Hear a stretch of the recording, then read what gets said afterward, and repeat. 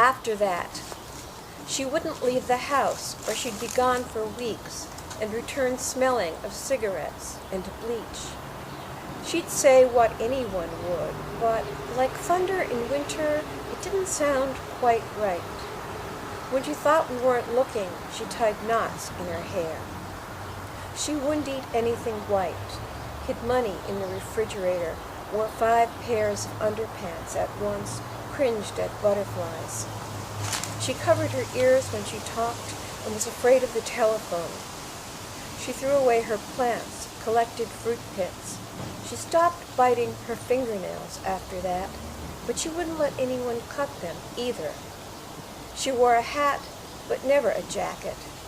Her dog wouldn't go near her.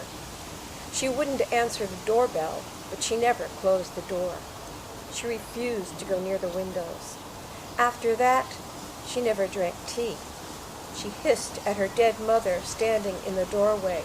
She ripped her good dress into pieces and cut her father's photograph in half. We didn't know how to think about her after that. While I was writing the poems in this book, my mother died from Alzheimer's, and one of my close friends suffered a very serious depression and took her own life. So some of the details in this poem are borrowed from their behaviors, although most of them are made up. But the exploration of the poem is to try to understand how people can change so drastically from those that we knew. We think we have a character, we think we know people, and then suddenly something changes drastically.